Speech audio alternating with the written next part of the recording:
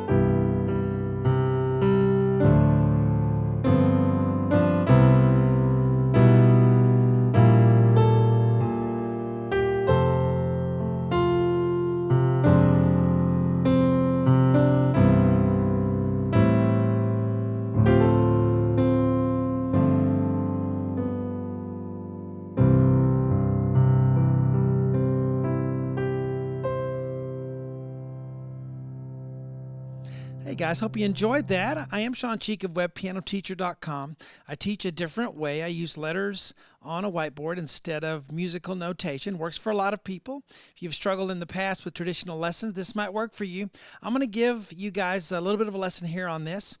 But on my website, you can download the big sheet for this instead of just the slides, the big sheet. You can go follow along with the lessons. I teach measure by measure on the site, and we have now over 40 Christmas song lessons on the side of 40 of your favorite songs, favorites of all time. I just love it. I'm doing the Grinch as well this Christmas. I always wanted to do that one. But let's get into our lesson here. And let me wheel backwards and get all the way to the beginning of it. We'll teach a little bit so you can kind of understand how my method of teaching works, if you have never. So on the right hand here we have G, B, E. All right, with 1, 2, 5. That's an E minor chord. Left hand is a C on the bass. So if you add that C, it becomes a C major 7. Okay, but if you want to think of it as an E minor over a C bass, that's fine. All right, so 1, count 2 is G, B. So 1, 2, and now count 3, we're going to go to a D minor 7, A, C, F on the right, 1, 2, 5, left hand, a D octave. And so all you have to do to get from that chord to that one is you just move it up so your hand's locked in that position. Okay, and then 2 and up, down. Then you go back where you came from. One more G, ba, ba, da. So you play that G again on the thumb, and then you have G, B, D sharp. I'm going to use my fourth finger for that. 1, 2, 4. Dreaming of, okay, D sharp with that fourth finger. So the whole first measure is a 1, 2, and 3, and 4, and 1. Then we move on to D minor 7, A, C, F. Left hand on a D. And again, on the website, as you learn those over 40 Christmas favorites, I write in this notation, and have been teaching this way for, online for 17 years, but actually almost 3 decades now. A, C, F on the right hand, D on the left, D minor 7, 1, 2, and 3. Now that C sharp there might throw you off and go, where did that guy come from?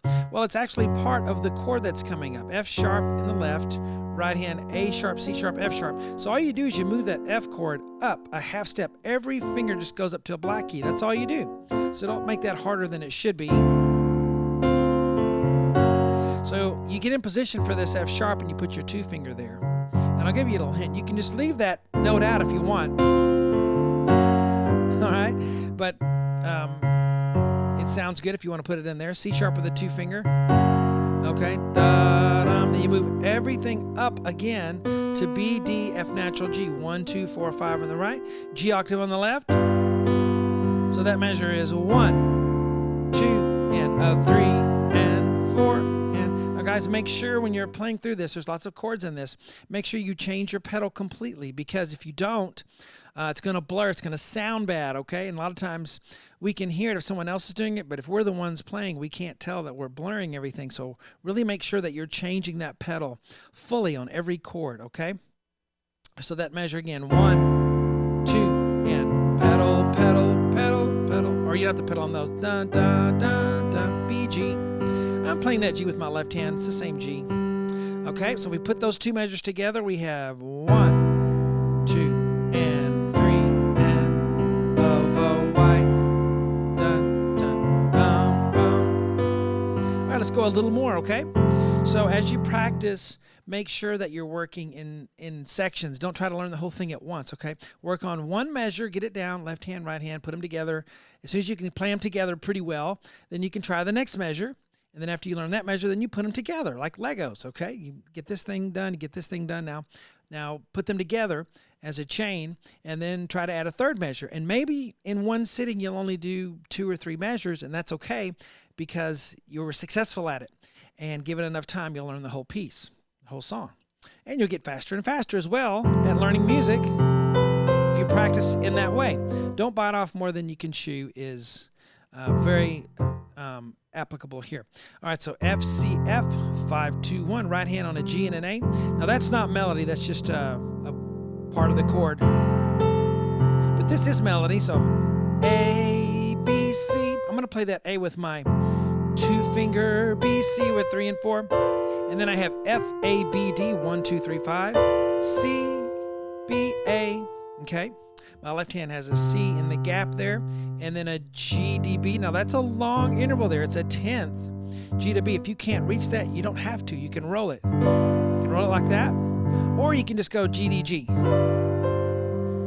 No one will ever know. It won't even matter, okay? But if you can reach it, then great. So down, bum, B in the gap, B, A. So this measure is 1. Left in the gap, B in the gap, B, A.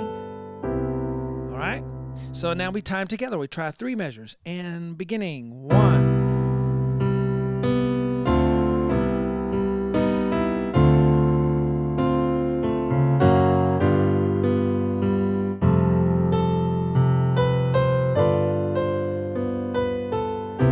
And then here we have B, C, E, G, 1, 2, 4, 5.